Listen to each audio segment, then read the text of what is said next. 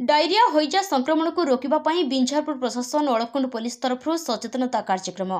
जाजपुर जिला अंतर्गत विभिन्न अंचल में डायरिया और हईजा रोग में आक्रांत हो प्राय 10 रु अधिक रोगी मृत्युवरण करथिबा बेले शताधिक रोगी विभिन्न गोष्ठी स्वास्थ्य केन्द्र में चिकित्सा होउछंती।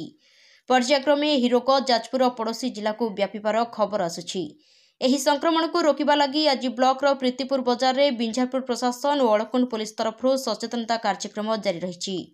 एही कार्यक्रम में बिंझारपुर तहसीलदार श्रीजुक्त सुधांशु साव, प्रीतिपुर राजस्व निरीक्षक श्री चंदन बारिक, अलकोंड थाना अधिकारी श्रीजुक्त देवाशीष शतपथी समेत थानार अन्य कर्मचारी माने प्रीतिपुर बजार थिबा समस्त जलखिया दुकान, होटेल, सर्वत्र लस्सी दुकान, माछ मांस दुकान उपरे चढ़ाऊ करी परिष्कार परिच्छन्नता उपरे तनखी रखिथिले। दुकान स्वच्छता तथा परिमल व्यवस्था और स्वच्छ पानीय जल व्यवस्था खिलाफ दृष्टिगोचर हेले अनिर्दिष्ट काल पई दुकान को प्रशासन द्वारा बंद कर दिया चेतावनी देथिले।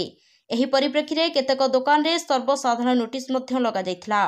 एक सप्ताह पई माछ मांस दुकान बंद रखिबाकू निर्देश दिया जायथिला।